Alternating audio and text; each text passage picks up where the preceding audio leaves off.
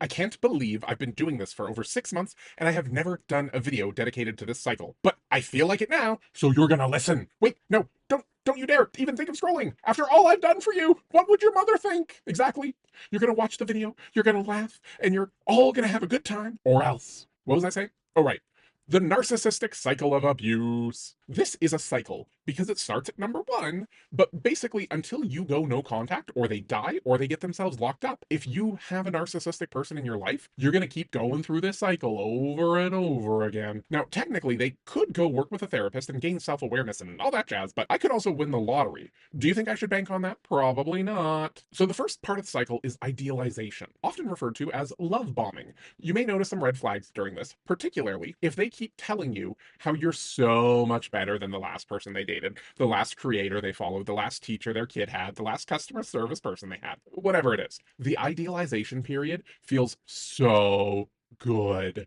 Like you feel like the best because they're not really paying attention to who you are. They're paying attention to a version of you who they get to feel good about themselves as for being near. You're almost never going to realize someone is a narcissist during this phase because it just feels like, thank goodness, somebody finally noticed how hard I've been trying. They tell you you're funny and that you're charming and handsome, and it's like, yeah, I'm all those things. I mean, the mirrors don't agree with me, but what do mirrors know? The thing is, the narcissist at this point, hate to break it to you, they're not really appreciating the real you. They're appreciating this version of you that they're building in their head. They're putting you on a pedestal. They're telling you that this chicken puppet that you use means that you're a computer genius who could probably build a social network in a few hours. I'm not, and I can't. But the fantasy about you being great and amazing, that's because narcissism comes from a deep place of shame. And no, you cannot make them feel better about this shame. They can work with a trained psychologist to unpack that shit, but you will not save them. You will get lost and destroyed in that big empty void,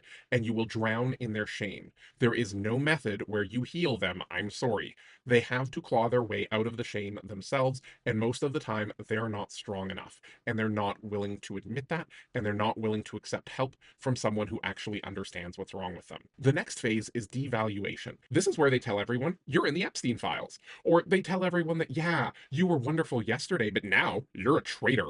All the things they praised you for earlier. Now, not only do they know you can't build a social network in a few hours, you are also not a computer genius. You're just a hack. They could do everything you can do, but better if they just weren't so busy. You're not special, you're worthless. In fact, they're going to tell everyone things about you. Oh, yeah, you don't want them to. They might be real, they might be made up. Even if they're real, they're going to be largely made up because you're the enemy and you need to be destroyed. Also, did you hear that you're unsafe? Do people around you know what people are saying? Oh no, I couldn't possibly tell you. Well, I could tell you, but you can't tell anyone, okay? The next step is discarding. They got narcissistic supply from you in the idealization phase. They got supply from you as they sucked you dry in the devaluation phase. Oh, and it felt so good to destroy you. Now, you're an empty candy bar wrapper.